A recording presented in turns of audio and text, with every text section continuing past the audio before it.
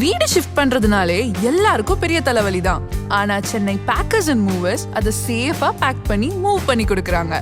Chennai bakers and movers, உங்கள் பொருள் எங்கள் பாதுகாப்பு.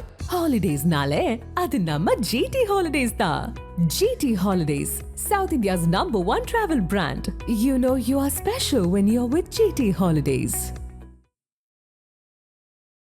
ஆதன் சினிமனையில் அனைவரும் ஒரு பெரிய வணக்கம் அண்ட் வெல்கம் டு ஷோ. இன்னைக்கு நம்ம கூட ரமேஷ் சார் இணைஞ்சிருக்காங்க. வழக்கம் போல கிரிக்கெட் சார் நிறைய விஷயங்கள் பேச போறோம். சார் வணக்கம். வணக்கம் முரளி. பெரிய ஒரு எதிர்பார்ப்பு அப்படின்னு ஒன்றுனா இந்தியா பாகிஸ்தான் இருக்கும், இந்தியா ஆஸ்திரேலியா இருக்கும்.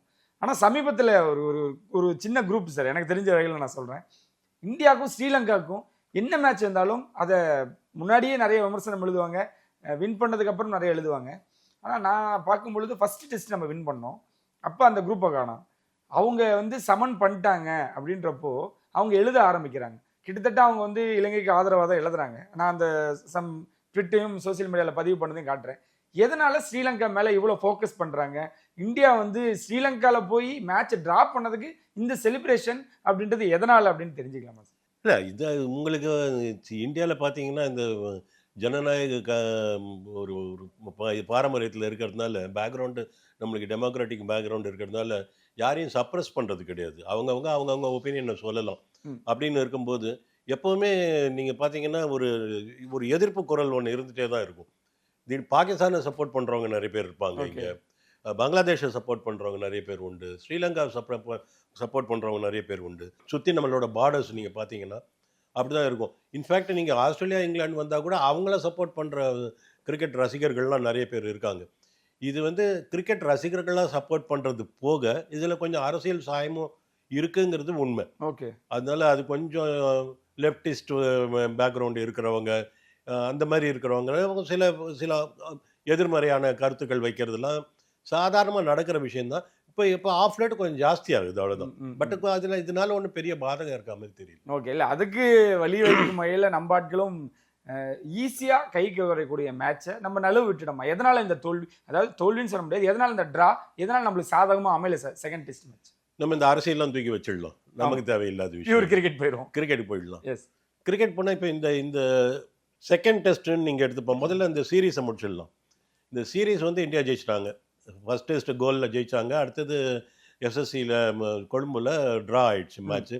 ஸோ சீரீஸ் 2 மேட்ச் டெஸ்ட்டுங்கிறதுனால 1-0 இந்தியா ஜெயிச்சிட்டாங்க. அதை பொறுத்த வரைக்கும் இந்தியாவுக்கு சந்தோஷம். இப்போ 2வது மேட்ச் நீங்கள் எடுத்து பார்த்தீங்கன்னா 2வது மேட்சும் ஜெயிச்சுட்டு, அதுவும் முடிஞ்சால் இன்னிங்ஸ் வின் பண்ணி அதிகமான பாயிண்ட்ஸ் எடுத்து 2-0 வெளியே வரணும் அப்படின்னு ஆசைப்பட்ட இந்தியன் டீமுக்கு ஒரு பலத்த அடி கொடுத்தாங்க ஸ்ரீலங்கா. ஒரு கிரிக்கெட் ரசிகனாக பேசணும் அப்படின்னு சொன்னால் fantastic display by Sri Lanka. Fantastic ஆடினாங்க. அதாவது இப்படி அப்படின்லாம் கிடையாது. இப்போ இதை ஒரு 2 கேள்வியாக பிரித்து பார்த்தீங்கன்னு வச்சுக்கோங்களேன். இந்தியா பண்ணின தப்புனால இந்த இந்தியாவோட விக்டரி மறுக்கப்பட்டதா, ஸ்ரீலங்கா நல்லா ஆடினதுனால இந்தியாவோட விக்டரி மறுக்கப்பட்டதா அப்படின்னு நீங்கள் பார்த்தீங்கன்னா ஸ்ரீலங்கா நல்லா ஆடினதுனாலன்னு சொல்லலாம். அது ஒரு 70% வச்சுக்கோங்க. இந்தியா நல்லா பண்ணாதது கூட காரணம்னு சொல்லிட்டு ஒரு 30% சொல்லணும். ஏன்னா இந்தியா எல்லாமே நல்லா பண்ணாங்க, அதை விட ஸ்ரீலங்கா நல்லா பண்ணாங்க, அதனால தோத்தாங்க, அதனால ட்ரா ஆயிடுச்சு அப்படின்னு சொல்ல முடியாது. இந்தியாவும் தப்பு பண்ணாங்க, ஸ்ரீலங்கா நல்லா ஆடினது நிறைய பண்ணாங்க. இவங்க பண்ண தப்ப அவன் பாசிட்டிவா எடுத்து அதில் ப்ளே பண்ண ஆரம்பிச்சு யூஸ் பண்ணிட்டு போயிட்டாங்க. அந்த மாதிரி தான் பார்க்கணும். அது நீங்கள் அந்த ஸ்ரீலங்கன்ஸோட அப்ரோச், பர்டிகுலர்லி அவங்களோட டெய்ல் நீங்கள் பார்த்தீங்கன்னா 6 டவுன் எடுத்து 6 விக்கெட் போயிடுச்சுங்க. 5வது நாள் காலையில் நீங்கள் 5வது நாள் காலையில் மேட்சை நீங்கள் உள்ள கிரவுண்டுக்குள்ளே போகிறீங்க, இல்லை டிவி ஸ்விட்ச் ஆன் பண்ணுறீங்க அப்படின்னா உங்கள் மனசுக்குள்ளே ஓடினது 1 மணி நேரமா 2 மணி நேரமா, எவ்வளோ நேரம் ஓடும், லஞ்சுக்குள்ளேயா இல்லை லஞ்சு தாண்டுமா அப்படின்லாம் நம்ம பார்த்துட்டு இருக்கும்போது அவங்க இந்தியாவை திருப்பி ஆட வைக்கக்கூடிய அளவுக்கு ஒரு சுச்சுவேஷன் கொண்டு வந்தாங்கன்னா அது எப்படி எந்த மாதிரியான ஒரு கேம் ஆடி இருப்பாங்க பாருங்க. 6 விக்கெட் போனதுக்கு அப்புறம் அதுதான் அங்கே கவனிக்கப்பட வேண்டிய விஷயம். இது நீங்கள் பார்த்தீங்கன்னா அந்த மீதி 4 விக்கெட் போல 3 தான் போயிருந்தது. இந்த மீதி 3 விக்கெட்டுக்கு ஒரு ஹோல் டே ஆடி இருக்காங்க. அந்த எத்தனை நம்பர் ஆஃப் பால்ஸு அந்த டெய்ல் எண்டர்ஸ் ஆடி இருப்பாங்க பார்த்துக்கோங்க. இந்த ஹோல் டே ஆடி இருக்காங்க. இந்தியாவால் மீதி 4 விக்கெட்டை எடுக்க முடியல. ஸோ அவங்க நல்லா ஆடி இருக்காங்க, இவங்களால 4 விக்கெட் எடுக்க முடியல. அதான் சொன்னேன், அந்த 70-13 நான் சொன்னேன். 4 விக்கெட்டு 5th டே விக்கெட்டில் உங்களால் 4 விக்கெட்டு அதுவும் டெய்ல் எண்டர்ஸ் எடுக்க முடியலன்னா நீங்கள் என்ன test team? I can understand. Suppose அவங்க வந்து 100 ஃபார் 1ல் உள்ள வராங்க, டே ஆரம்பிக்கிறாங்கன்னு வச்சுக்கோங்களேன். டாப் ஆர்டர் பேட்ஸ்மேனை எடுக்கிறதுங்கிறது கஷ்டம். அது யூஸ்வலாக நம்ம பார்த்துருக்கோம். நிறைய பேர் அந்த மாதிரி நம்பர் 2, நம்பர் 3, நம்பர் 4லாம் ஆடி ட்ரா பண்ணுறதுலாம் பார்த்துருக்கோம். அது அந்த மாதிரி நடந்திருந்தா இந்தியன் போலிங்கை பற்றி நம்ம குறை சொல்கிறதுக்கு ஒன்றும் இல்லை. It was a rank turner. Ball ஸ்கொயராக டேர்ன் ஆகுது. அதனால் பிச்சில் ஒன்றுமே இல்லை, லைஃபே இல்லை அப்படின்னு சொல்கிறதுக்கும் இல்லை. பால் நல்லா டேர்ன் ஆகுது. 4th டே ஆஃப்டர்நூன்லேருந்து டேர்ன் ஆக ஆரம்பிச்சிடுச்சு. அப்படி இருக்கும்போது இந்த மாதிரி ஆகுங்கிறதே நீங்கள் ப்ரெடிக்ட் பண்ணி 3 ஸ்பின்னரோட உள்ளே போகிறீங்க. 2 ஜென்யூன் ஃபாஸ்ட் bowlers இருக்காங்க, வேர்ல்ட் கிளாஸ் ஃபாஸ்ட் bowlers இருக்கிறதுல பெஸ்ட்டு. உங்களுக்கு பும்ரா இல்லைன்னா அடுத்த 2 இதுதான். அப்படிங்கிற பெஸ்ட்டு ஃபாஸ்ட் bowlers எடுத்துகிட்டு போகிறீங்க. 3 ரெக்கக்னைஸ்டு ஸ்பின்னர்ஸ் நீங்களாக சூஸ் பண்ணி எடுத்துகிட்டு போகிறீங்க. அப்படி இருக்கும்போது இந்த 5 bowlers வச்சுட்டு உங்களால் ஒரு டெஸ்ட் மேட்சை 4 விக்கெட்டை 5வது நாள் எடுக்க முடியலன்னா உங்ககிட்டையும் குறை இருக்குது. ஓகே, அதனால அதுவும் இருக்குது. ஸ்ரீலங்கன்ஸ் பிளேட் மார்வலஸ்லி, பர்டிகுலர்லி இந்த சோனல் தினுஷா. அது என்னவோ அது என்ன ஆச்சுன்னு தெரில. அந்த சீரீஸில் என்னமோ பேய்ப்பு வந்து இறங்கின மாதிரி ஆடினார் அவர். 4 இன்னிங்ஸ் வாங்க ஒருத்தர் ஆடுவார்.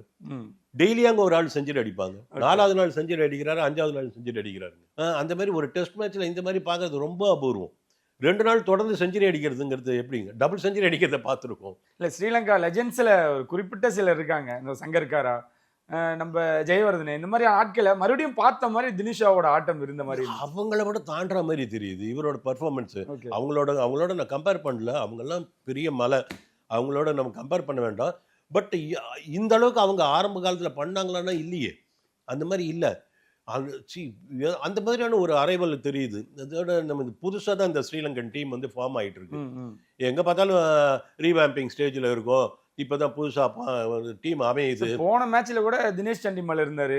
ஸோ ஆஞ்சலோ மேத்யூஸ்லாம் விளையாடும் பொழுது கூட அவங்களால கூட இதை கட்டமைக்க முடியல, ஒரு டஃப் கொடுக்க முடியல. கரெக்ட், யங்ஸ்டர்ஸ் உள்ள வந்து கலக்கிட்டு இருக்காங்க. சந்திமல்லாம் இல்லாத ஒரு டீமே இந்த மாதிரி கொண்டு வந்திருக்காங்கன்னா நீங்க பாருங்க, எல்லாருமே பாருங்க. இந்த கேஷர் நுவாந்தா, அவர் வந்து ஒரு போலருங்க, ஆஃப் ஸ்பின்னர் போலர். அவருக்கு கொஞ்சம் பேட்டிங்கே தெரியும்னு சொல்றாங்க. இதுக்கு முன்னாடி ஒரு 15 ஃபர்ஸ்ட் கிளாஸ் மேட்ச் தான் ஆடி இருக்காரு. அவர் ஒன்றும் பெரிய சின்ன பையன், 23-24 வயசு பையன் தான். ஸோ பெரிய எக்ஸ்பீரியன்ஸோட வரல. நீங்கள் பெரிய பெரிய போலர்ஸ் ஆடுறீங்க ஆப்போனண்ட்டில். இந்தியன் டீமு பக்கத்தில் நின்றுட்டு அவங்க பேசுகிற அடிக்கிற கமெண்ட்டும் பந்தும் யசஸ்வியும் சர்ஃப்ராஸும், என்னப்பா ஆட தெரியல உனக்கு, ஐயோ பயமாக இருக்கா, மூஞ்சில் பீதி தெரியுது, அப்படிலாம் பேசி அவனை என்னெல்லாம் கலைக்க முடியுமா கலைச்சி அந்த மாதிரிலாம் பண்ணதில் ட்ராப் ஆன ஆள் வந்து பழைய பிளேயர் கேப்டன். அவர் தான் இந்த கமெண்ட்டுக்கு ட்ராப் ஆகி அவுட் ஆனார். இந்த புது பசங்க எல்லாருமே போடா நீயாச்சு, நீ என்ன வேணாலும் பேசுறத பேசு அப்படின்னு சொல்லிட்டு அவங்க பாட்டுக்கு கர்வமே கண்ணாயினார். ஆடிட்டு இருந்தாங்க. அந்த மாதிரி ஆடி நெகேட் பண்ணிட்டாங்க. சும்மா சூப்பராக பண்ணாங்க. இன்ஃபேக்ட் இந்த ட்ரா வந்து இந்தியாவை பொறுத்த வரைக்கும் ஒரு தோல்வி தான். இந்த ட்ரா ஸ்ரீலங்காவை பொறுத்த வரைக்கும் மிகப்பெரிய வெற்றி. ஓகே, இது அதுதான் சொன்ன மாதிரி செலிப்ரேட் பண்ண ஆரம்பிச்சிட்டாங்க சார். ஆனால் எல்லாருமே சொன்ன மாதிரி கேப்டன்சி அப்படின்னு ஒரு விஷயம். ஏன்னா ஜெயினுக்கு வந்து கிட்டத்தட்ட அவருக்கு வந்து ஒரு கிளிக் ஆகலை இந்த மேட்ச் அப்படின்னு எடுத்துக்கலாம். ஸோ அப்படின்றப்போ அதுக்கு ஒரு மாற்றா நீங்கள் குல்தீப் உட்கார வச்சிருக்கீங்க. ஓகே, நீங்கள் ஏதோ ஒன்று உங்கள் கோச் சொல்கிறாங்க, ஒரு கேப்டனாக நீங்கள் அந்த டிசிஷன் எடுக்கிறீங்க. பட் ஒரு யங்ஸ்டரை இறக்கும் பொழுது அவருக்கு அந்த இடம் கிளிக் ஆகலை அப்படின்னா நீங்கள் மாற்று பவுலர்ஸாக நீங்கள் ஆல்டர்னேட்டிவாக நீங்கள் பண்ணிக்கிட்டே இருக்கணும் அப்படின்ற ஒரு விஷயம் தான் டெம்ப்ளேட்டாக இருந்துச்சோ வழக்கம் போல். இந்த மேட்ச் வந்து நீங்கள் வந்து கேப்டன்சி அப்படின்னு நீங்கள் அதுலேருந்து ஆரம்பிக்கணும் அப்படின்னா நிறைய ஓட்டைகள் இருந்தது. கில்லோட கேப்டன்சியை நான் வந்து பெரிய அட்மைரரே கிடையாது. நான் கில்லோட கேப்டன்சியை பார்த்து ஆஹா சூப்பர், இந்த மாதிரி யாரும் இல்லைன்னு பேசுகிற ஆள் கிடையாது. கில்லோட கேப்டன்சியை பொறுத்த வரைக்கும், என்னை பொறுத்த வரைக்கும் இங்கெல்லாம் இல்லை. அவர் பேட்ஸ்மேனாக இங்கே வேணா இருக்கார், இல்லைன்னு சொல்லல. ஸோ அதனால் அவருக்கு வந்து ஒன்றும் இதுவும் கிடையாது. அவர் வந்து எடுப்பார் கைப்பிள்ளை மாதிரி. அந்த ஒரு லீடர் தன்னை முன்னாடி யாராவது வழி நடத்தி போகணுன்னு எதிர்பார்க்குற ஒரு ஆள். A leader who wants somebody to lead from the front. அது கம்பீருக்கு இருக்கிற வரைக்கும் ஓடும். அது கம்பீருக்கு போனதுக்கு அப்புறம் அது எப்படி ஓடும்னு நம்ம தான் பார்க்கணும். இந்த கம்பீரோட பேச்சை கேட்டே நடந்ததுனால சில விஷயங்கள்ல அவருக்கு சக்ஸஸும் நடந்தது, பல விஷயங்கள்ல ஃபெயிலியரும் நடந்திருக்கு. இது ஃபெயிலியர் நடந்ததுல இந்த மேட்ச் ஒரு உதாரணம். அவர் இந்த சரண் ஜெயின் மேல வந்து ஒரு அதிதீவிரமான காதல் இருந்திருக்கு அவருக்கு. என்ன காரணம் தெரியல. இது இவர் மேல காதல் இருந்ததுங்கிறத விட இந்த வேண்டா பொண்டாட்டி ஒருத்தர் குல்தீப் இருக்காருல்ல, அவர் மேல அந்த வெறுப்பு இருந்தது. ம், ம். இப்போ நீங்க எடுத்து பார்த்தீங்கன்னா இந்த மேட்ச்ல சரண் ஜெயின் வந்து கிட்டத்தட்ட 2 இன்னிங்ஸ் சேர்த்து ஒரு 55-60 ஓவர் போலிங் போட்டிருக்காரு. ம், ம். 60 ஓவர் கிட்டத்தட்ட போலிங் போட்டிருக்காரு. ஒரு மராத்தானா போட்டிருக்காரு. முடிஞ்ச வரைக்கும் அவரும் ட்ரை பண்ணாரு, போட்டிருக்காரு. போன மேட்ச் குல்தீப்புக்கு மொத்தமே அவர் போட்டது 25 ஓவர். ஓகே.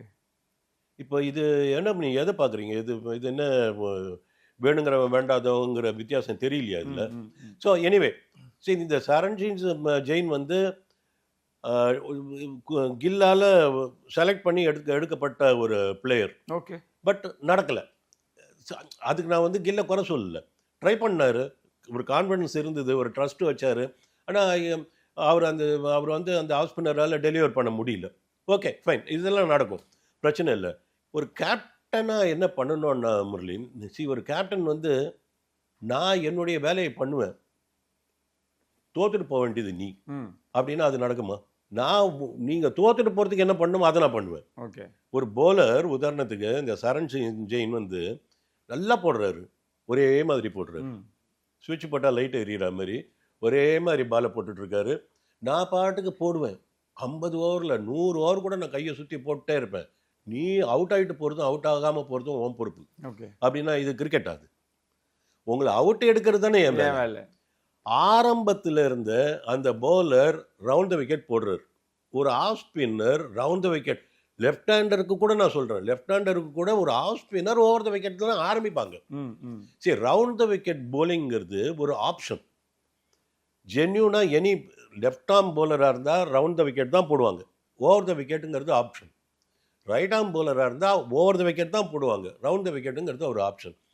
ஏன்னா லைன் ஆஃப் டெலிவரிஸ் நீங்கள் பார்த்தீங்கன்னா அதுக்கேற்ற மாதிரி தான் இருக்கும். ஈவன் லெஃப்ட் ஹேண்டர்ஸ் கூட ஒரு ரைட் ஆர்ம் ஆஃப் ஸ்பின்னர்னா ஓவர் த விக்கெட்டில் தான் ஆரம்பிப்பாங்க. அந்த சரியான லைன் கிடைக்கலன்னா அப்புறம் ரவுண்ட் த விக்கெட் போக ஆரம்பிப்பாங்க. ம். இவர் ஆரம்பத்துலேருந்து ரவுண்ட் த விக்கெட் போடுறாரு. இது என்ன ஒரு நெகட்டிவ் மைண்ட் செட்டு. இந்த இடத்துல நான் வந்து ஜெயிக்கணுங்கிற எண்ணம் இல்லை, நான் தோக்கக்கூடாதுங்கிற எண்ணம் இருக்கு. அதுதான் நம்ம பார்க்குறோம். சரி, ஒரு புது போலர் 33 வயசுங்க, அவர் ஒன்றும் இந்த 17-18 வயசு பையன் கிடையாது. ம், ம். 33 வயசு ஒரு ஆள் எத்தனை வருஷமாக கிரிக்கெட் ஆடிட்டு இருப்பாரு.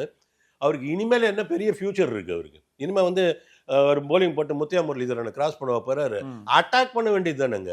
உள்ளே இறங்கினா எனக்கு ஒரு சான்ஸ் கிடைச்சது, அடுத்த மேட்ச் கிடைக்குமா கிடைக்காதே தெரியாது, I will go for 5 wickets. நான் என் போலிங்கில் நீ ரன் அடிக்கிறியா அடி, எனக்கு பிரச்சனை இல்லை, எனக்கு விக்கெட் கொடுக்குறேன், நான் விக்கெட் எடுக்கிறவன் அப்படின்னு இல்லை போகணும். எடுத்தோடனே டிஃபென்ஸுக்கு போகிறாருங்க இவர்.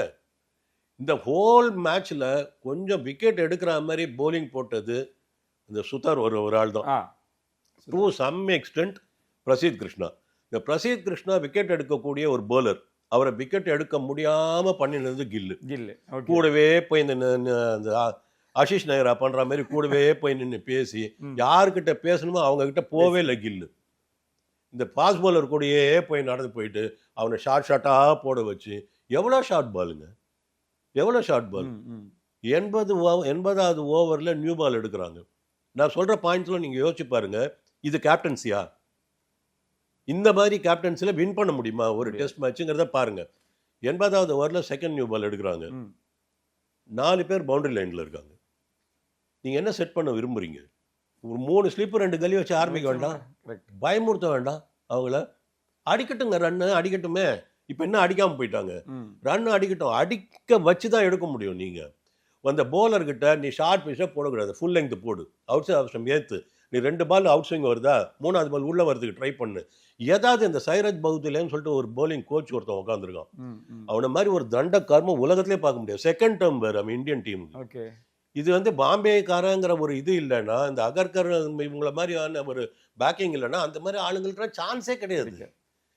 இந்தியாவில் போலர்ஸ் அங்கே இல்லை, எவ்வளோ போலர்ஸ் இருக்காங்க சொல்லி கொடுக்கறதுக்கு. இந்த இவனை திருப்பியும் உள்ள கூட்டின்னு வந்து உட்காந்து, அதுவும் யங்ஸ்டர்ஸ் சுத்தார் மாதிரி ஆளுங்களை என்ன கெடுப்பாங்களோ தெரியாது. அடுத்த பாயிண்ட்டுக்கு அப்புறம் வர செகண்ட் நியூ பால் எடுத்து போடும்போது 4 பேர் பவுண்டரியில் இருக்காங்க. இதுதான் நீங்கள் செட் பண்ணுறீங்களா? இதுதான் நீங்கள் உங்களோட என்ன சொல்லலாம் பாசிட்டிவ் அப்ரோச்சா? நீங்கள் விக்கெட் எடுக்கணும்னு போல. ஓகே, சரண் ஜெயின் வந்து ஆஃப் ஸ்பின்னர் போலிங் போடுறாரு. எந்த ஒரு லெஃப்ட் ஹேண்டருக்கு போடுறாரு, நல்லா பார்த்துக்கோங்க, லெஃப்ட் ஹேண்டருக்கு ஆஃப் ஸ்பின்னர் போடுறாரு. எந்த மேட்ச்லையாவது ஒரு லெஃப்ட் ஹேண்டட் பேட்ஸ்மேனுக்கு ஒரு ஆஃப் ஸ்பின்னர் போடும்போது தேர்ட் மேன் இருந்து பார்த்துருக்கீங்க? Through out match third man இருந்தாங்க.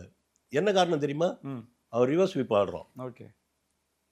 அந்த பையன் ரிவர்ஸ் ஸ்வீப் கன்சிஸ்டன்ட் ஆடுறான். 420 ரன் அடிச்சிருக்காங்க அந்த பையன் சோனல். அதுல 270 ரன் ஸ்வீப்லேயே ஆடி இருக்காரு.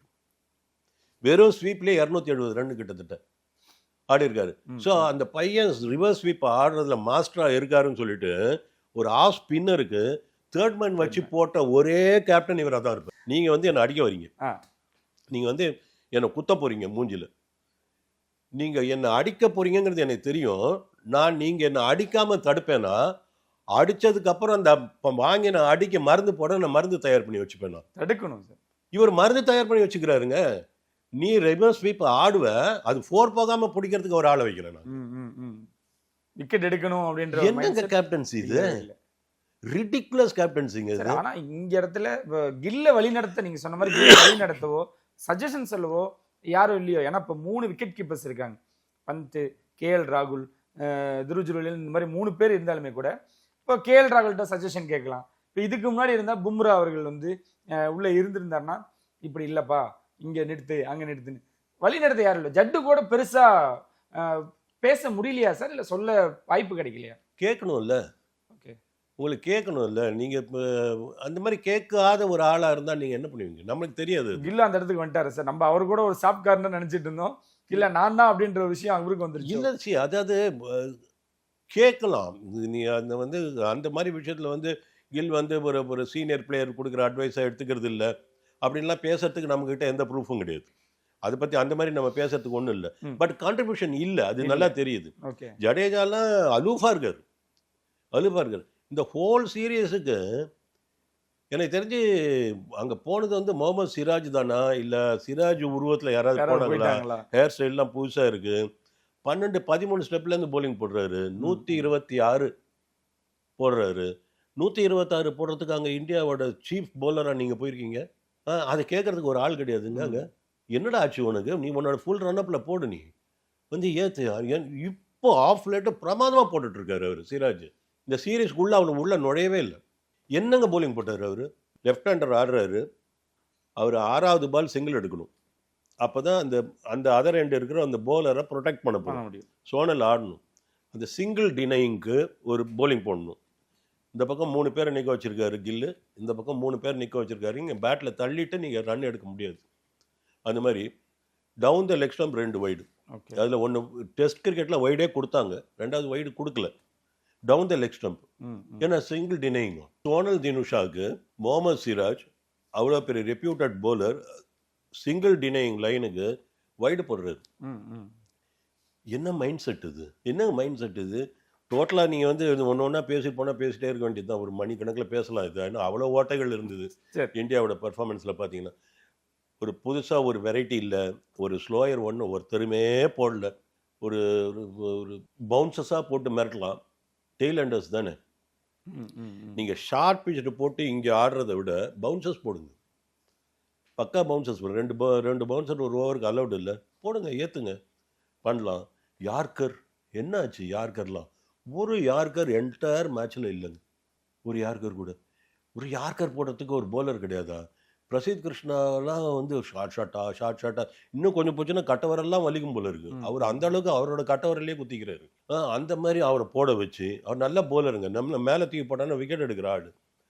அந்த மாதிரி போலரை கெடுத்து குடிச்சிராக்கி சிராஜ் வந்து தானும் பண்ணுறதில்ல, சொன்னாலும் கேட்கறது இல்லைங்கிற மாதிரி ஒரு கேரக்டர் அந்த அமைஞ்சு, அதுவும் இல்லாமல் போய் இந்த 3 ஸ்பின்னர்ஸில் எல்லாம் அதில் 2 புதுசு. ஒருத்தன் வந்து too much of varieties try பண்ணுறான். சுத்தர் ஒரு ஓவருக்கு 6 பாலில் 8 வெரைட்டிஸ் போடுறாரு. இவ்வளோ வெரைட்டிஸ் போடக்கூடாது. நீங்கள் வந்து எப்படி வெரைட்டிஸை யூஸ் பண்ணுறதுங்கிறதே ஒரு கலை. உங்களோட ஸ்டாக் பால்னு ஒன்று இருக்குது. ஒரு ஆஃப் ஸ்பின்னு வச்சுக்கோங்களேன். ஸ்டாக் பாலுங்கிறது ஆஃப் ஸ்பின். அந்த ஆஃப் ஸ்பின்னையே நீங்கள் ஆஃபில் போட்டு, மிடில் போட்டு, லெக்கில் போட்டு, இல்லை மிடில் அண்ட் லெக் போட்டு, அவுட் சைட் ஆஃப் ஸ்டம்ப் போட்டு, இழுத்து லூப் கொடுத்து இதெல்லாம் போட்டே இருக்கும்போது திடீர்னு ஒரு 10-15 பாலுக்கு ஒரு பால் வெளியே பாலை தள்ளி விட்டீங்கன்னு வச்சுக்கோங்க, வெளியே போகிற மாதிரி, அது ஏமாறுவாங்க. ஒரு பால் ஆஃப் ஸ்பின் போடுவீங்க, ஒரு பால் ஸ்ட்ரைட்டாக போடுவீங்க, ஒரு பால் வெளியே போகிற மாதிரி போடுவீங்க, ஒரு பால் இப்போ இந்த நக்கிள் பால்லாம் இருக்குது, அது கேரம் பால்லாம், அது ஒன்று போடுவீங்க. இந்த மாதிரி போட்டுட்டு இருந்தா இப்படி பண்ணுற சுத்தர் அவருக்கு விக்கெட் கிடைக்குது, 16 விக்கெட் எடுத்துட்டாரு, ரொம்ப சந்தோஷம், இல்லைன்னு சொல்லல. ஒரு பெரிய பேட்டிங் டீம் கிட்ட மாட்டினா பஞ்சாக்கிடுவாங்க ஓகே. இந்த மாதிரி போலிங் எல்லாம். ம், ம், ம். ஓகே, நான் முதல் மேட்சை முடிஞ்ச உடனே சொன்னேன், சுத்தார் வந்து இந்த ஸ்வீப்புக்கு மாட்ட போறாரு ஓகே. அப்படின்னு. ரெண்டாவது மேட்சே தெரிஞ்சுது அது. அதை வந்து இந்த போலிங் கோச்சஸ் வந்து கரெக்ட் பண்ணணும், அதுக்கு எப்படி போடணுங்கிறது அவங்க இது பண்ணணும், அதுக்கேற்ற ஃபீல்ட் செட் பண்ணணும், பயமுறுத்தணும் பேட்ஸ்மேனை அப்படின்னு. இதெல்லாம் இருக்குது, இதெல்லாம் தான் ஸ்ட்ராட்டஜி. ஒருத்தனுக்கு வந்து ஃப்ரண்ட் ஃபுட் போய் எப்படி ஆடணும்னு சொல்லி கொடுக்கறதுக்காக கோச் இல்லை, அதெல்லாம் தெரிஞ்சு தான் அவன் அங்கே வரான். ஸ்ட்ராட்டஜி, இந்த பேட்ஸ்மேன் இப்படி போகிறான், இந்த பேட்ஸ்மேனுக்கு இப்படி போடணும், நீ இந்த மாதிரி போட்டுட்ருக்க, இது தப்பு அப்படின்னு சொல்லி கொடுக்குறான். ஏன்னா சில சமயம் போனஸுக்கே தெரியாது நம்ம என்ன தப்பு பண்ணுறோங்கிறது தெரியாது. இப்போ நம்ம இவ்வளோ தூரம் பேசிகிட்டு இருக்கோம் அப்படின்னா நம்ம வெளியே இருந்து பார்க்கறதுனால பேசிகிட்டு இருக்கோம். உடனே நான் கேட்பாங்க, இது நம்ம கமெண்ட்ஸ்லேயே கூட வரும், இவர் அப்படியே கிழிச்சிட்டாரு, இவர்கிட்ட போலிங் போட்டால் 10 பால்ல 10 விக்கெட் எடுத்துருவாருன்னு. அது இல்லை, என்ன எல்ஐசிலேருந்து கீழே விழுந்தால் கை கால் உடையணுங்கிறது வந்து 10 தடவை விழுந்து தான் காமிக்கணும்னு இல்லை. என்ன அது வந்து சும்மா வெளியிலேருந்து நம்ம பார்க்குறோம், தெரியுது, அந்த மிஸ்டேக் தெரியறதுன்னா நம்ம சொல்கிறோம். ஸோ அந்த மாதிரி இந்த போலிங் கோச்சஸ்லாம் சும்மா உட்காந்து பாலையே திருக்கிட்டு உட்காந்துட்டு என்ன கான்ட்ரிபியூஷனே எனக்கு ஒன்றும் புரியல. I'm very sorry to say all these things. ஒரே குறை சொல்கிற மாதிரி இருக்குது. கையில் இருந்த சீரீஸை விட்டுட்டாங்க. சார் இப்போ இந்த இடத்துல தான் நம்ம சொன்ன மாதிரி ஒரு ஃபாஸ்ட் பவுலரை நம்ம வந்து மிஸ் பண்ணிட்டோம் அப்படின்றத ஏற்றுக்க முடியுது. பும்ரா அவர்கள் ஒரு வைஸ் கேப்டனாகவும் அந்த இடத்துல நம்ம மிஸ் பண்ணிட்டோம். அது இல்லாமல் இந்த டெஸ்ட் பவுலர்ஸில் டாப் இடத்துல மீண்டும் ஆஸ்திரேலியா ஆதிக்கம் வந்திருக்கு. அதையும் நம்ம வந்து இழந்திருக்கோமா? ஏன் பும்ரா வந்து நம்ம கன்சிடர் பண்ண மாட்டோம்? இந்நேரம் இருந்திருந்தோம்னா ஃபுல்லாக அவங்கள வந்து 2வது மேட்சே நம்ம கைவசம் வந்திருக்கும். என்ன நடக்குது சார்? இப்போ பவுலிங்லேயும் வந்து ஆஸ்திரேலியாவோட டாப்பில் இருக்காங்க, எப்படி பார்க்குறது? இல்லை, ஆஸ்திரேலியாவோட நம்ம கம்பேர் பண்ண வேண்டிய அவசியமே இல்லை. பும்ரா இருந்திருந்தானா டாப் 1ல நம்ம இல்லை, பும்ரா இருந்தானா பும்ரா வந்து ட்ராப் பண்ணலையே.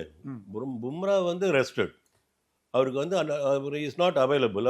அவருக்கு ஆடி, அதனால் அவருக்கு வந்து ஒன்று அடினால ஆட மாட்டேங்கிறாரு, இல்லை ஆடுறதுக்கு தயாரானாருன்னா அடுத்த சீரீஸுக்கு வச்சுக்கலாம், இப்போ ரெஸ்ட்டு ஆட விட மாட்டாங்க அப்படிங்கிறாங்க.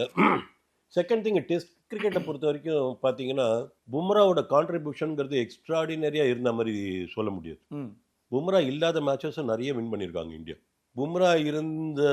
பும்ரா ஆடின டெஸ்ட் மேட்சஸில் எத்தனை பர்சன்டேஜ் இந்தியா வின் பண்ணியிருக்காங்களோ ஓகே, அது கம்பேர் பண்ணும்போது பும்ரா இல்லாத டெஸ்ட் மேட்சஸில் அதிகமாக வின் பண்ணியிருக்காங்க. பும்ரா இல்லாத போதெல்லாம் சிராஜ் பிரமாதமாக பர்ஃபார்ம் பண்ணியிருக்காங்க. அதனால பும்ரா இல்லாதது இந்த மேட்ச்சில் ஒரு குறைன்னு நான் சொல்ல மாட்டேன். ஒரு விஷயத்தில் வேணால் சொல்லலாம், கண்டிப்பாக ஒரு 2 யார்கர் வந்திருக்கும், கண்டிப்பாக 2 டெய்லண்டர் தூக்கியிருப்பார், அவ்வளோதான் மேட்ரு. அந்த 2 டெய்லண்டரை எடுத்திருந்தா மேட்ச் ஓவர். ஓகே, அதான் அவர் பண்ணியிருப்பார். அதனால அதை பற்றி இப்போ இஷ்யூ இல்லை. கையில் இருக்காங்க போலர் குல்தீப் யாதவ். உங்களுக்கு 3 ஸ்பின்னர் போகிறீங்க, 3 ஸ்பின்னருமே ஃபிங்கர் ஸ்பின்னர்ஸ். உங்களுக்கு ஒரு ரிஸ்ட் ஸ்பின்னர் இருந்தால் ஒரு வெரைட்டி இருக்கும் உங்களுக்கு. உங்ககிட்ட இருக்கிற ஒரே ரிஸ்ட் ஸ்பின்னர் குல்தீப் தான். அவரை ட்ரா பண்ணுறீங்க. நீங்கள் எங்கே இருக்கிற நம்ம நெய்யை பற்றி பேசிடுவோம், உங்கள் கையில் வெண்ணெய் இருக்காங்க, அதை வச்சுட்டு நீங்கள் எதுக்கு மற்றதை பற்றி இப்போ இல்லாத பும்ராவை பற்றி நம்ம எதுக்காக பேசணும்? இருக்கிற குல்தீப்பை யூஸ் பண்ணல. ஸோ நீங்கள் கையில் இருந்த ஒரு போலரும் சிராஜ் மாதிரி ஆட்களையும் யூஸ் பண்ணலை. ஒரு சின்ன ஸ்டார்ட் பார்த்தேன், இந்த கில்லை பற்றியே பேசாமல் இருக்க முடியாது, நான் வெளியே போகணும்னு நினைக்கிறேன், சீக்கிரம் விட மாட்டேங்க. ரோஹித் சர்மா, விராட் கோலி, ரஹானே, இவங்க எல்லாருமே ஒரு ஸ்பெல்லுன்னு எடுத்தால், ஒரு ஸ்பெல்லுங்கிறது உங்களுக்கு தெரியும்னு நினைக்கிறேன். ஒரு போலர்கிட்ட போலிங் கொடுக்குறீங்க, எத்தனை ஓவர் அவர் போடுவார்? 5 ஓவர் போடலாம், 6 ஓவர் போடுவார், 7 ஓவர் போடுவார், விக்கெட்டே இல்லை, மாற்றிட்டு இன்னொரு அடுத்த போலர் கொண்டு வருவாங்க. ஸோ இது ஒரு ஸ்பெல்லு. திருப்பியும் கொஞ்ச நேரம் கழிச்சு அந்த போலரை கொண்டு வருவீங்க, அது அடுத்த ஸ்பெல். இந்த மாதிரி ஸ்பெல்லுன்னு எடுத்து பார்த்தீங்கன்னு வச்சுக்கோங்களேன், ஆவரேஜாக இந்த நான் சொன்ன 3 கேப்டனும் ரஹானே, ரோஹித் அண்ட் கோலி 34, 35, 36 பால்ஸுக்கு ஒரு ஸ்பெல்லு கொடுத்துருக்காங்க ஆவரேஜாக. அதாவது 6 ஓவர் கண்டிப்பாக பாலை ஒரு போலர்கிட்ட கொடுத்துட்டா 6 ஓவர் அவன் மாற்ற மாட்டாங்க அப்படின்னு. 24 இவருது கில்லுது. ஸோ ஒரு ஸ்பின்னருக்கு நீங்கள் எடுத்து பார்த்தீங்கன்னா உங்களுக்கு ஆவரேஜ் தான் நான் சொல்கிறேன். ஒரு ஸ்பின்னருக்கு 4 ஓவர் தான் ஒரு ஸ்பெல்லுன்னு வச்சிங்கன்னா அவனுக்கு ரிதம் கிடைக்கிறதுக்கே 4 ஓவர் ஆகும். 5வது ஓவர் தான் செட்டிலே ஆக போகிறான், அந்த சமயத்தில் தூக்கிடுறீங்க. ஷேர் மார்க்கெட்டில் ஷேர் வாங்குறீங்க, ஒரு 100 ரூபாய்க்கு வாங்குறீங்க ஷேரு, வெயிட் பண்ணி பார்க்குறீங்க, ஏறுன்னு 102, 103லேயே இருக்குது, ஏறுன்னு பார்த்துட்டு இருக்கீங்க, ஒன்றும் ஏற காணும். கரெக்டாக நீங்கள் என்னைக்கு விற்கிறீங்களோ அடுத்த நாள் அது 110 போகுதுன்னு. அன்றைக்கி அந்த ஒரு நாள் தானே அங்கே தானே உங்களுக்கு வந்து எங்கே உள்ளே நுழையிறீங்கிறத விட எங்கே வெளியே வரீங்கிறது தெரியணும் வாங்க ஷேர்ஸை பொறுத்த வரைக்கும். அந்த மாதிரி இந்த போலர்கிட்ட நீங்கள் கொடுக்குறீங்க, எந்த இடத்துல அந்த அவனோட போலிங் அந்த ஸ்பெல்லை ஸ்டாப் பண்ணோங்கிறது தெரியணும்ல. அவனுக்கு ரிதம் கிடைக்கும் போது அவனை தூக்கிட்டீங்கன்னா திருப்பி அடுத்த தடவை அடுத்த ஸ்பெல்லு கொடுக்கும்போது திருப்பி அவன் ஃபர்ஸ்ட்லேருந்து ஆரம்பிக்கிறான். ஸோ இந்த மாதிரி ஸ்டார்ட்லாம் எடுத்து பார்த்தா ரொம்ப அஸ்டானிஷிங்காக இருக்குது. எப்படி ஒரு கேப்டன் இப்படிலாம் தப்பு நடக்குது? சார் அதான் கில் மேலே இப்போ இந்த பொறுப்பு கில் தான் ஏற்றுக்கணும், நிறைய விஷயங்களை மாற்றிக்கணும். நம்ம பேட்டிங் ஆர்டர்ஸையும் கொஞ்சம் வந்துடும் சார். எவ்வளோதான் இந்த மேட்ச்சில் வந்து ஸ்ட்ராங்காக ஒரு மிகப்பெரிய ஒரு ரன்னை ஸ்கோர் பண்ணாலுமே கூட ஜெய்ஸ்வால் இன்னும் கொஞ்சம் தடுமாற்றத்தோட தான் இருக்காரோ? அது இருக்கும். பட் அவருக்கு வந்து என்ன அவரோட என்ன நான் அப்சர்வ் பண்ண வரைக்கும், ஐ மே பி ராங், அப்சர்வ் பண்ண வரைக்கும் அவருக்கு நிறைய மனசுலேருந்து மனச்சிதைவுகள் நிறைய இருக்க மாதிரி தோணுது எனக்கு. ஓகே. அவரோட ஃபோக்கஸ் கிரிக்கெட்டில் வரல, மற்ற விஷயங்களில் இருக்க மாதிரி எனக்கு தோணுது. லைக் ஆர்கியூ பண்ணுறது, சண்டை போடுறது, தேவையில்லாத விஷயத்தில் தலையை நுழைக்கிறது, இந்த மாதிரி விஷயங்கள்லாம் மேபி கில் வந்து கிட்டத்தட்ட ஒரே லெவலில் வந்தவங்க. கில் ஜெய்ஸ்வால்லாம். கில் வந்து கேப்டன், நான் இந்த மாதிரி இருக்கேன், நான் என்ன அவனோட பெருசாக அவங்ககிட்ட நான் பணிஞ்சு போகணும் அப்படிங்கிற ஒரு சில பேருக்கு அந்த எண்ணம் இருக்கும். அதை வந்து அந்த கேப்டன் தான் ஹேண்டில் பண்ணணும். ஓகே. அவ்வளோ சீனியர் கிரிக்கெட்டர்ஸை தோனி ஹேண்டில் பண்ணார். எவ்வளோ பெரிய பெரிய சீனியர் கிரிக்கெட்டர்ஸ் இருந்தாங்க தோனி கிட்ட கேப்டன்சி வரும்போது, அது எல்லாத்தையும் ஹேண்டில் பண்ணார். அந்த சீனியர்ஸ் ஹேண்டில் பண்ணுறதுங்கிறது ஒரு விஷயம், ஒரு இது உண்டு. சீனியர்ஸ் கூட இல்லை, இது ஆன் பார் இருக்கிற ஒரு ஆள். சில பேரை வந்து சில அந்த அந்த மாதிரி சில ரொம்ப சமாளிக்க முடியாத சில கேரக்டர்ஸ்லாம் உண்டு. ஓகே. அது மாதிரிலாம் நீங்கள் பார்த்தீங்கன்னா இந்த ஜெய்ஸ்வால் வந்து இந்த நடுவில் வந்து ஒரு சண்டை போய் அசிதா கிட்ட போய் பெர்னாண்டோ கிட்ட போய் முறைச்சது, பாடி போய் இடிக்கிறாருங்க. அப்புறம் அடுத்த மேட்ச் பேன் பண்ணல அவரை. அந்த மாதிரிலாம் பண்ணுறது, இதெல்லாம் வந்து டீம் அலோவ் பண்ணக்கூடாது. நீங்கள் வந்து இந்த இந்த மாதிரி இன்டிசிப்ளின் வரும்போது கிரிக்கெட் அஃபெக்ட் ஆகும். ஓகே. அதான் சொல்ல வரேன். அவர்கிட்ட கேம் இல்லாமலாம் இல்லை, அவருடைய ஃபோக்கஸ் தன்னுடைய பேட்டிங்லேருந்து வெளியே போகுது. 3 4 அடிச்சாரு, அடுத்த பால் அவுட் ஆகிறாரு. அந்த அசிதா பெர்னாண்டோ விக்கெட்டு அந்த சண்டை வந்தது, அதில் வந்து அவனை வந்து நான் அடித்து காமிக்கிறேன் பாருன்னு சொல்லிட்டு 3 4 அடிச்சுட்டு அடுத்த பால் அவுட் ஆகிறாரு. அதான் நான் சொன்னேன், அவருக்கு his focus is not in his batting. அது வந்து யாராவது ஒருத்தர் உட்காந்து பேசினா சரியாயிடும், அதை பற்றி கவலைப்படுறதுக்கு இல்லை. இந்தியன் பேட்டிங்கை பொறுத்த வரைக்கும் பெருசாக வருத்தப்படுறதுக்குலாம் ஒன்றும் கிடையாது. பிரமாதமாக ஆடினார். நம்ம இந்தியா பற்றி வந்துடலாம், பேட்டிங்கை பற்றி பேசவே இல்லையே. பிரமாதமாக ஆடினார் படிக்கல். நான் ஃபர்ஸ்ட் மேட்சே சொன்ன மாதிரி சாய் சுதர்ஷன் கொஞ்சம் கேப்பில் உள்ளே நுழைஞ்சு வந்து உட்காந்து நல்லா சீட்டை போட்டு உட்காந்துட்டார். இனிமேல் அந்த பக்கம் இந்த பக்கம் நகர்த்த முடியாது. நம்பர் 3 ஃபார் இந்தியா இஸ் படிக்கல் அப்படிங்கிற மாதிரி ஆயிடுச்சு. அதுதான் நானும் கேட்கலாம் சார், கோலி இடத்த படிக்கல் பிடிச்சிட்டாரா? புஜாரா இடம் டெஸ்ட் இல்லை, புஜாரா இடம். புஜாரா இவங்களோட இடத்த பிடிச்சாரு, சாலிடா பிடிச்சிட்டாரு. ஓகே.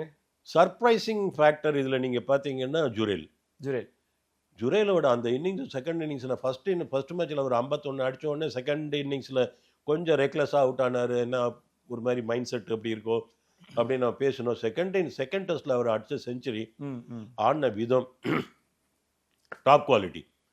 அவர் வந்து இந்த சர்ஃப்ராஸ் மாதிரி ஆட்களை அப்படியே அமைக்க வச்சுட்டார். ஓகே. இதெல்லாம் வர முடியாது, நான் பேட்ஸ்மேனாகவே இந்த டீமில் 11ல் இருப்பேன் அப்படின்னு. இப்போ நீங்கள் எப்படி ஜுரேல தொடவே முடியாது. ஸோ அவரோட இடமும் சீல்டு. கொஞ்சம் கேஎல் கொஞ்சம் பார்க்கணும்னு கொஞ்சம், ஏன்னா அவருடைய சீனியாரிட்டிக்கு அவருடைய ஸ்டைலுக்கு அவர் இன்னும் கான்ட்ரிபியூட் பண்ணணும். வைஸ் கேப்டன் வேறு, இன்னும் கொஞ்சம் பெட்டராக கான்ட்ரிபியூட் பண்ணியிருக்கலாம் டாப் எண்டில். மற்றபடி நீங்கள் இந்தியன் பேட்டிங்கை பொறுத்த வரைக்கும் பெருசாக கவலைப்படுறதுலாம் ஒன்றுமே கிடையாது, பியூட்டிஃபுல்லாக இருக்குது. படிக்கல் வாஸ் அ ரெவலேஷன், பியூட்டிஃபுல்லாக ஆடினார். நிறைய பேர் பேசிட்டு இருந்தோம் சோனலுக்கு தான் பிளேயர் ஆஃப் த சீரீஸ் கொடுத்துருக்கணும், படிக்கல் வந்து இதுன்னு. இது அப்படி பார்க்க மாட்டாங்க. யூஸ்வலாக பிளேயர் ஆஃப் த சீரீஸ்ன்னு வரும்போது இந்தியா தானே சீரீஸ் வின் பண்ணியிருக்கு. அந்த சீரீஸ் வின் பண்ணதுக்கு கான்ட்ரிபியூட் பண்ண ஆள் படிக்காரு. அதனால அப்படிதான் ஒருவேளை நேத்திக்கு ஏதாவது ஒரு சான்ஸில் ஸ்ரீலங்கா ஜெயிச்சிருந்தாங்கன்னு வைங்க, கண்டிப்பாக பிளேயர் ஆஃப் த சீரீஸ் சோனலுக்கு தான் போயிருக்கும். ஓகே. ஸோ அப்படி தான் பார்ப்பாங்க. அதை பொறுத்த வரைக்கும் 2 பேருமே பிரமாதமாக ஆடினாங்க. நிறைய ஒரு குட் இன்னிங்ஸ் பார்த்தோம். பந்தோட 2 இன்னிங்ஸ் ரொம்ப நல்லா ஆடினார். அடிவாயினா கூட கான்ட்ரிபியூஷன் நல்லா இருந்தது. ஓவராலும் இப்போ நீங்கள் கொஞ்சம் கேஎல், ஜெய்ஸ்வால் அண்டு கில் ஒரு 50 அடிச்சிருந்தா கூட கொஞ்சம் இவங்கெல்லாம் இல்லாமலே இந்தியன் பேட்டிங் நல்லா இருக்குன்னு பார்த்துக்கோங்க. ஓகே. அப்படி இருக்குது. அதனால் அதை பொறுத்த வரைக்கும் நல்லா தான் இருந்தது. bowling வந்து திருப்பி we have to look at it very very seriously. First of all வந்து இந்த மேனேஜ்மெண்ட்டை கொஞ்சம் இந்த bowling கோச் லொட்டுலோஸ்க்கெல்லாம் இவங்கெல்லாம் என்ன கான்ட்ரிபியூட் பண்ணுறாங்க, இவங்களால என்ன என்ன யூஸ் இருக்குது அப்படிங்கிறதெல்லாம் நம்ம கொஞ்சம் தெளிவுபடுத்துறது நல்லது. கண்டிப்பாக சார். நிறைய விஷயங்கள் நீங்கள் எங்களோட ஷேர் பண்ணதுக்கு மிக்க நன்றி சார். இன்னும் சொல்ல உங்களை சந்திப்பு உங்களை தேடி பெறலாம். நன்றி, வணக்கம்.